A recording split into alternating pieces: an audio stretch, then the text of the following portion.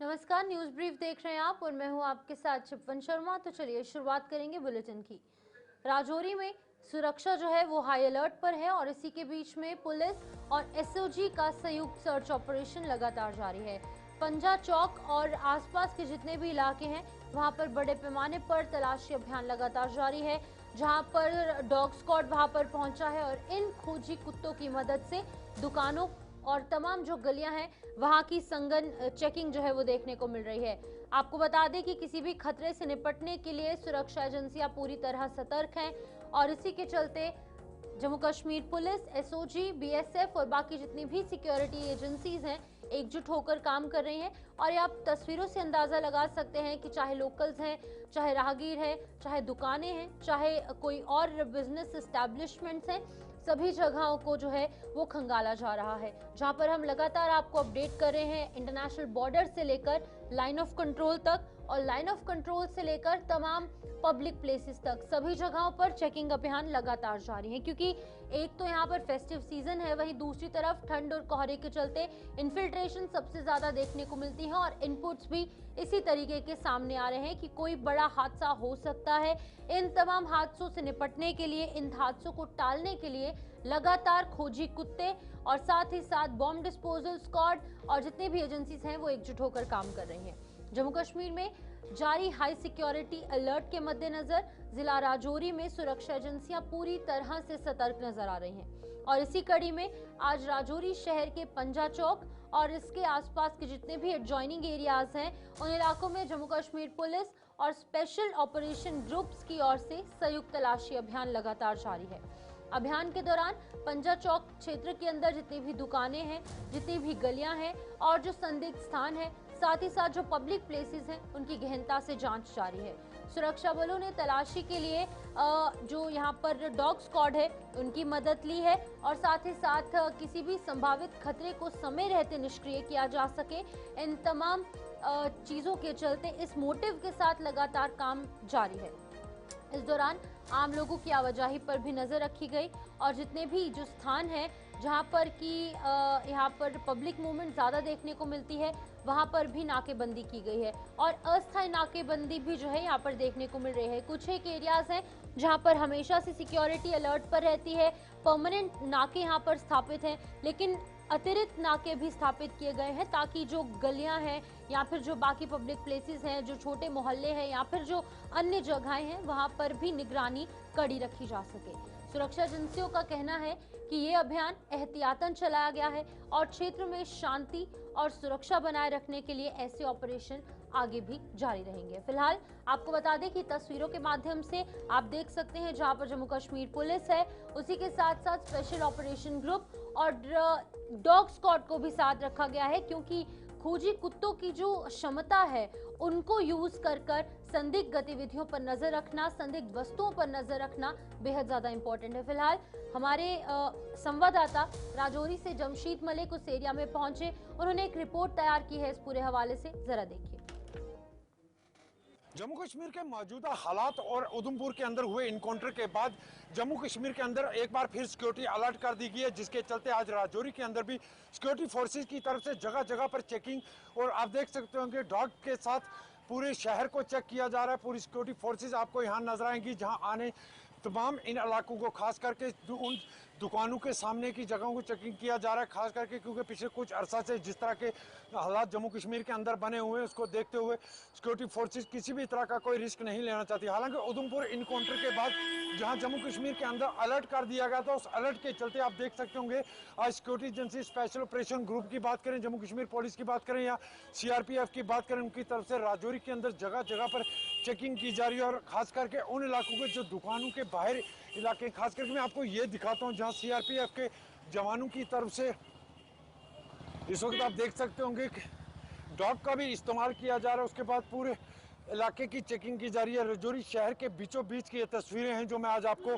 दिखा रहा हूँ, क्योंकि इस तरह के हालात राजौरी शहर के अंदर काफ़ी अरसा के बाद दोबारा देखने को मिले हैं, जहाँ एक बार फिर सिक्योरिटी फोर्सेस की तरफ से इन इलाकों की चेकिंग की जा रही है, जहाँ मुसाफिर खड़े हों या आम शहरी खड़े हों, खास करके मार्केट के अंदर की ये बता रहा हूँ। पंजा चौक इलाका है राजौरी का, जहाँ की ये तस्वीरें मैं इस वक्त आपको दिखा रहा हूँ। और आप इसके पीछे भी देख सकते होंगे कि किस तरह चेकिंग की जा रही है। खास करके सीआरपीएफ के जवानों की बात करें या जम्मू कश्मीर पुलिस के जवानों की बात करें या स्पेशल ऑपरेशन की बात करें, स्पेशल ऑपरेशन के दस्ते भी आप देख सकते होंगे कि इस वक्त यहाँ आपको नजर आएंगे। जहाँ आगे सिक्योरिटी चेकिंग की जा रही है, उसके साथ ये स्पेशल ऑपरेशन ग्रुप के दस्ते हैं जो आपको इस वक्त राजौरी शहर के बीचों बीच मैं आपको ये दिखा रहा हूँ। क्योंकि इस तरह की तस्वीरें राजौरी के अंदर काफ़ी अरसा के बाद देखने को मिली हैं। उसकी वजह यह है कि पिछले कुछ दिनों के अंदर राजौरी के कुछ इलाकों के अंदर सर्च ऑपरेशन भी चलाए जा रहे हैं। उसके साथ साथ जहां जम्मू के अंदर उधमपुर में एक इनकाउंटर भी हुआ, उस इनकाउंटर के बाद जम्मू कश्मीर के अंदर हालात एक बार फिर कशीदा हुए। कशीदा हालात को देखते हुए राजौरी के अंदर सिक्योरिटी काफ़ी कड़ी कर दी गई है, जहाँ जम्मू कश्मीर पुलिस के साथ स्पेशल ऑपरेशन ग्रुप या स्पेशल ऑपरेशन ग्रुप के साथ ही सीआरपीएफ के जवानों की तरफ से शहर के अंदर चेकिंग का सिलसिला देखने को मिल रहा है। राहुल सूदन के साथ जमशेद मलिक, गुलिस्तान न्यूज, राजौरी। वहीं दूसरी तरफ भारतीय जनता पार्टी जम्मू कश्मीर की ओर से शुक्रवार को श्रीनगर के लाल चौक स्थित पोलो व्यू मार्केट में वोकल फॉर लोकल स्वदेशी मेले का आयोजन किया गया। इस मेले का उद्देश्य स्वदेशी उत्पादों को बढ़ावा देना और स्थानीय कारीगरों और उद्यमियों को सशक्त करना है। कार्यक्रम का उद्घाटन राज्यसभा सांसद और जम्मू कश्मीर भारतीय जनता पार्टी के प्रदेश अध्यक्ष सच शर्मा की तरफ से किया गया। इस अवसर पर भारतीय जनता पार्टी के नेताओं ने वोकल फॉर लोकल पहल के महत्व पर प्रकाश डालते हुए आत्मनिर्भर भारत, स्थानीय उद्योगों के संरक्षण और स्वदेशी आंदोलन को मजबूत करने पर जोर दिया। उन्होंने कहा कि भारतीय जनता पार्टी स्थानीय व्यापारियों, हस्तशिल्पों और छोटे उद्यमियों को अपना उत्पाद प्रदर्शित करने के लिए मंच उपलब्ध कराने के लिए प्रतिबद्ध है। वहीं स्वदेशी मेले में बड़ी संख्या में स्थानीय विक्रेताओं ने भाग लिया और ये जो बिजी पोलो व्यू मार्केट है उसमें आम जनता का विशेष आकर्षण रहा। कार्यक्रम में पार्टी के कार्यकर्ता और अन्य समर्थक भी बड़ी संख्या में मौजूद थे। हमारा पहनावा, हमारा खान पान ये देश भर में जाए, यहाँ से जम्मू कश्मीर से बाहर भी हम लेकर जाएं, और तभी पॉसिबल हो सकता है कि आप लोग मीडिया बंधुओं का एक बड़ा योगदान है। इस टीम को मैं साधुवाद देना चाहता हूं कि कल जो हमारा यहाँ का एक पहनावा है फिरन, उस फिरन पहनकर भारतीय जनता पार्टी के सभी कार्यकर्ताओं का आह्वान है कि कल मेले में वो फिरन पहनकर आए। और आप लोगों के माध्यम से सभी लोगों से मेरी प्रार्थना है, आम जनता से मेरी प्रार्थना है कि वो भी इस मेले में भाग लें। ये हमारी संस्कृति है, इस संस्कृति की धरोहर को देश के दूसरे हिस्सों में भी लेकर जाना है। इस देश में तो हमारे दुश्मन है, लेकिन देश के बाहर भी कई ऐसे देश होंगे तो कभी नहीं चाहेंगे कि भारत आगे बढ़े, हमारी संस्कृति जो है लोगों को देखने को मिले।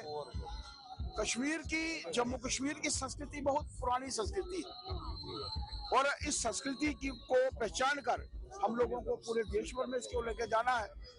मेरा एक ऐसा मानना है, मैं इस पूरी टीम को साधुवाद देना चाहता हूँ कि आज वोकल फॉर लोकल में आप देख रहे हैं यहाँ पर सत्तू है, हरीसा है, मुरब्बा है, कहवा है, और जो मैं उन कारीगरों को देख रहा हूँ जो यहाँ पर शाल बुन रहे हैं, जो जहाँ पर जिन वस्तुओं को मैंने कभी जिंदगी में देखा नहीं है बनते हुए, हम लोगों ने तो जो प्रोडक्ट्स हैं वही देखे हैं, लेकिन जब हम उनको बनता हुआ देखेंगे, पूरे भारतवर्ष में लोग उनको बनता हुआ देखेंगे, तो लोगों के मन में पूरे जम्मू कश्मीर के प्रति एक प्यार आएगा। मेरा होममेड फूड आइटम्स रहता है जो कि मैं खुद घर पे बनाती हूँ। अल्हम्दुलिल्लाह ये गवर्नमेंट की तरफ से हमें मिला है ये अपॉर्चुनिटी। जो भी ये वुमेन एंटरप्रेन्योर्स है, अपना शोकेस, जो भी खवातीन घर से काम करती हैं उनके लिए गवर्नमेंट ने एक अपॉर्चुनिटी दी है कि वो अपना स्टॉल, अपना जो उनके प्रोडक्ट्स है वो दूसरे लोगों तक पहुंचाए जो कि घर से नहीं कर पा रहे हैं, ऑनलाइन प्लेटफॉर्म पे वो काम करते हैं।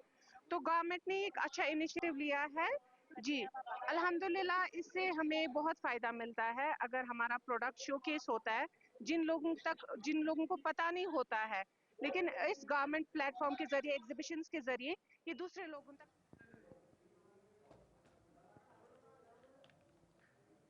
जम्मू में स्वदेशी उत्पादों को बढ़ावा देने के उद्देश्य से जल्द ही स्वदेशी मेले का आयोजन किया जा रहा है। पूर्व मंत्री प्रिया सेठी ने जम्मू में आयोजित एक प्रेस कॉन्फ्रेंस के दौरान जानकारी दी। उन्होंने बताया कि ये स्वदेशी मेला 24 दिसंबर को जम्मू के बाहू प्लाजा में लगाया जाएगा और इस मेले की शुरुआत सुबह 11 बजे होगी। उन्होंने कहा कि इस मेले का मुख्य उद्देश्य स्थानीय कारीगरों, उद्यमियों और स्वदेशी उत्पाद निर्माताओं को एक मंच उपलब्ध करवाना होगा ताकि उनके जो भी उत्पाद है उनको अधिक से अधिक लोगों तक पहुंचाया जा सके। मेले में विभिन्न प्रकार के स्वदेशी उत्पादों की बिक्री की जाएगी और इसके साथ ही जम्मू की समृद्ध कला, संस्कृति और परंपराओं की झलक भी देखने को मिलेगी। प्रिया सेठी ने लोगों से अपील की कि वो मेले में अधिक संख्या में पहुंचकर स्वदेशी अपनाएं और स्थानीय उत्पादों को प्रोत्साहन दें।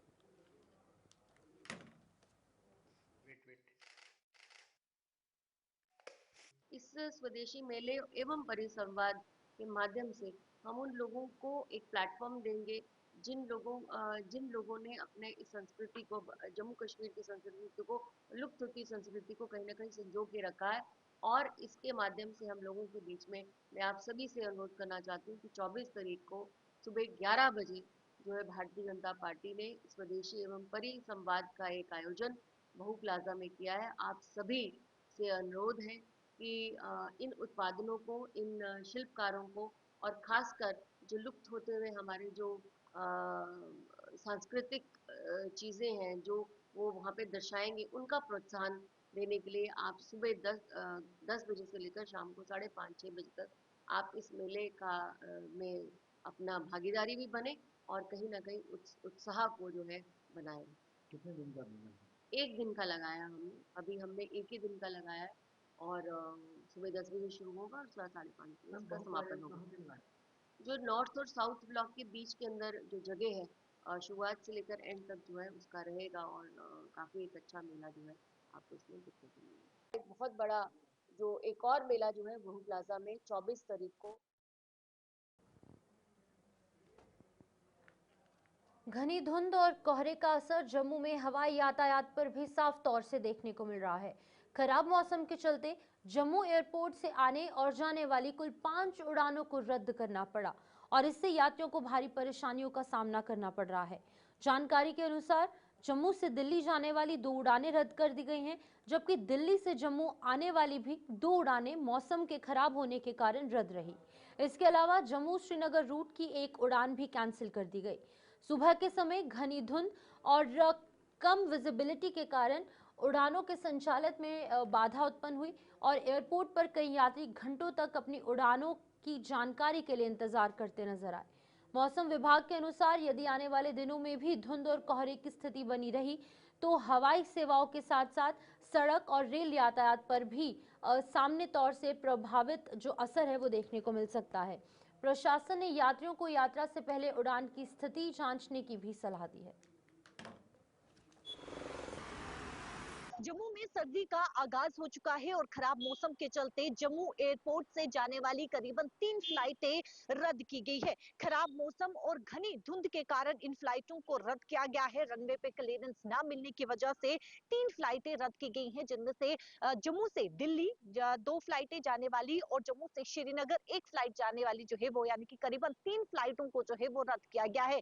इसके अलावा 2 फ्लाइटें जो कि डिले बताई जा रही हैं, जो कि जम्मू से अहमदाबाद की तरफ जाती है और जम्मू से दिल्ली की तरफ, ये 2 फ्लाइटें जो है वो इस समय डिले बताई जा रही है। इस समय खराब मौसम और इसी के साथ जो है वो घनी धुंध जो है वो इस समय, डेंस फॉग काफी ज्यादा जो है वो इस समय देखने को मिल रहा है, जिसके चलते जो है वो इन फ्लाइटों को रद्द किया गया है। हालांकि फ्लाइट रद्द होने से पर आम जनता को परेशानी का सामना भी करना पड़ रहा है, लेकिन सुबह सवेरे से ही घनी धुंध जो है वो इस समय देखने को मिल रही है। डेंस फॉग जो है वो काफी ज्यादा इस समय देखने को मिल रहा है और जम्मू शहर पूरी तरीके से सफेद चादर में बिछता हुआ नजर आ रहा है।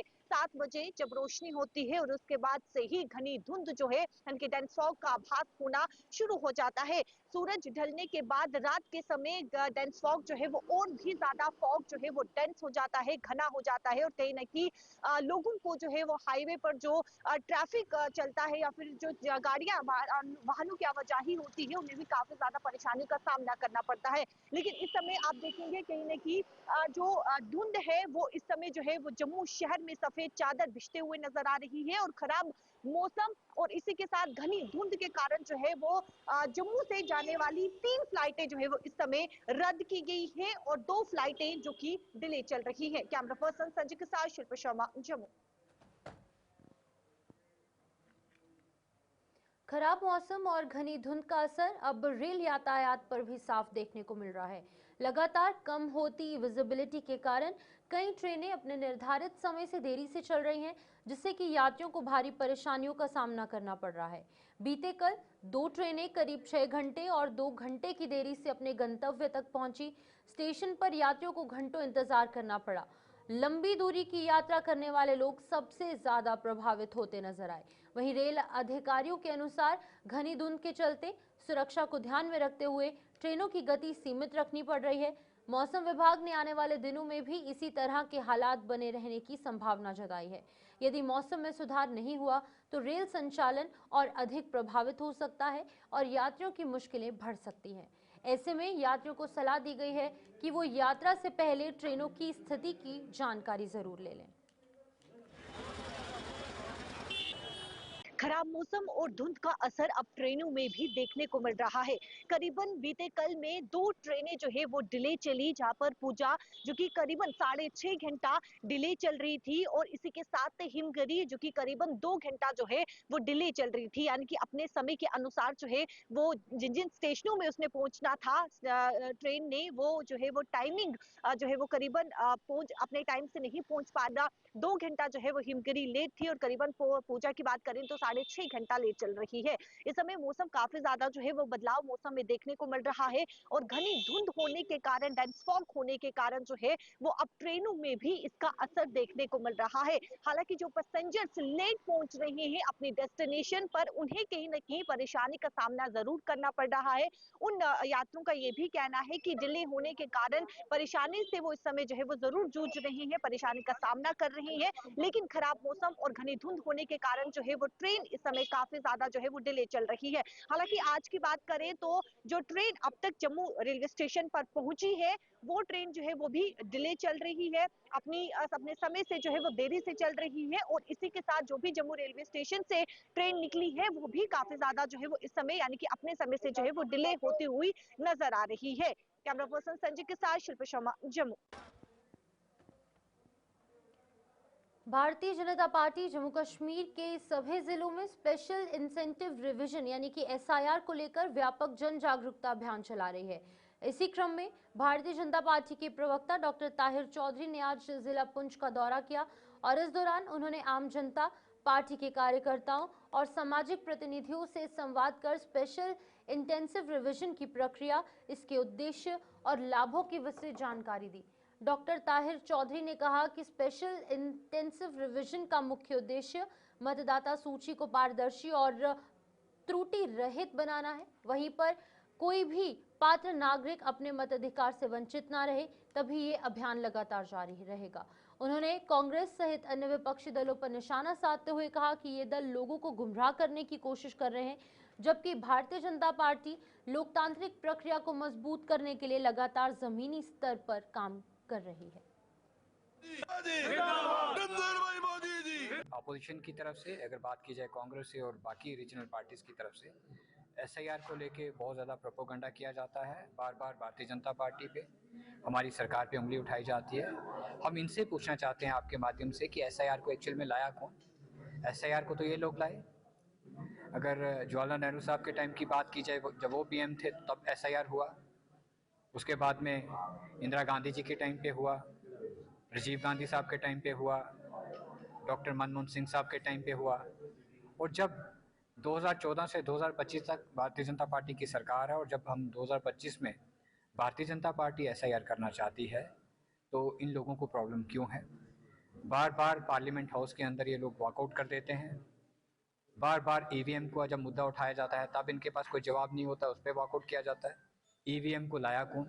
ईवीएम को तो ट्रायल बेस पे कांग्रेस ने ही स्टार्ट किया था, कुछ ठीक था। पार्लियामेंट के अंदर जो एसआईआर के ऊपर एक जो हंगामा किया, उसके जो पूरे देश के अंदर एक भारतीय जनता पार्टी ने जो प्रोग्राम रखा कि ये जो गलत लोगों को भड़काया जा रहा है, एसआईआर के ऊपर जो उन्होंने डिटेल में जो बात की और पब्लिक तक ये बात पहुंचाई इसका कानून क्या है और किसमें संविधान के अकॉर्डिंग जो कानून कहता है वही एसआईआर कर रहा है।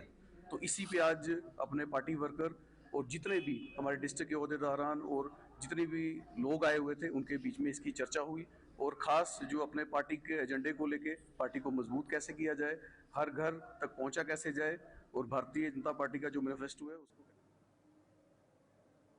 डोडा के उपायुक्त हरविंदर सिंह ने आज उपजिला अस्पताल भदरवा के लिए एक अत्याधुनिक एम्बुलेंस को हरी झंडी दिखाकर रवाना किया। यह ambulance steel authority of India limited द्वारा मुहैया करवाई गई है और नई एम्बुलेंस अत्याधुनिक चिकित्सा उपकरणों और एयर कंडीशनिंग सुविधा से लैस है, जिससे कि आपात स्थिति के अंदर मरीजों को तीव्रत और बेहतर उपचार मिल सकेगा। भदरवा उपजिला की बड़ी आबादी है और इस बड़ी आबादी और विस्तृत पहाड़ी भूभाग को देखते हुए ये एम्बुलेंस दुर्घटना संभावित क्षेत्रों में आपात सेवाओं को मजबूत करेगी।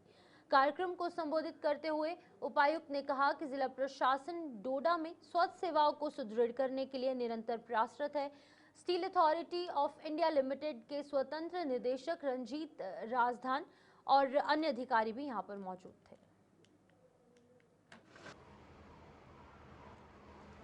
आज मैं शुक्रिया अदा करना चाहूँगा मंजीत राजदान जी का, जो कि इंडिपेंडेंट डायरेक्टर हैं सेल में, और इनकी मदद से आज डिस्ट्रिक्ट एडमिनिस्ट्रेशन को और स्पेशली ब्लॉक भदरवा को एक अच्छी एम्बुलेंस, जो कि एक फोर्स ट्रैवलर की एम्बुलेंस है, बड़ी एम्बुलेंस है, वो आज डिस्ट्रिक्ट एडमिनिस्ट्रेशन को मिली और आज इनकी प्रेजेंस में हमने इसे फ्लैग ऑफ किया। आप देखेंगे आगे आने वाले टाइम में ये एम्बुलेंस हमारे कई गरीबों को, कई ज़रूरतमंदों को मदद पहुंचाती हुई दिखेगी और हमारी कोशिश रहेगी कि इस एम्बुलेंस को अगर हम 108 के साथ एम्पैनल कर दें, अभी हमारी वही बातचीत हो रही थी कि 108 के साथ एम्पैनल करेंगे तो free of cost services, free of cost हमारे लोगों को एम्बुलेंस सर्विस मिलेगी।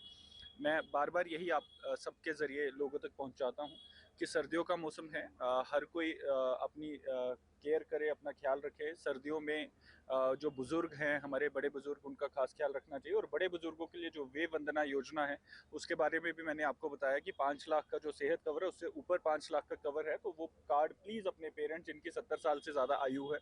एक एम्बुलेंस सब डिस्ट्रिक्ट हॉस्पिटल भदरवा के लिए लाई है CSR के अंडर, कॉर्पोरेट सोशल रिस्पॉन्सिबिलिटी जो है उसके अंदर जो है मैंने एक एम्बुलेंस जो है वो सब डिस्ट्रिक्ट हॉस्पिटल के लिए लाई है CSR फंड में।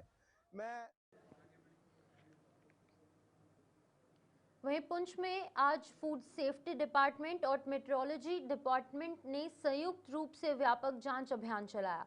इस अभियान का मुख्य उद्देश्य आम जनता को सप्लाई किए जा रहे खाने पीने की सामान की गुणवत्ता, शुद्धता और सुरक्षा सुनिश्चित करना था। टीमों ने शहर के विभिन्न इलाकों में स्थित किराना, मिठाई और खाद्य सामग्री बेचने वाली दुकानों की सघन जांच की। वहीं जांच के दौरान कई दुकानों के अंदर एक्सपायरी डेट का उल्लंघन, घटिया गुणवत्ता और नियमों के खिलाफ बिक्री के मामले सामने आए, जिस पर कि संबंधित दुकानदारों के चालान भी काटे गए।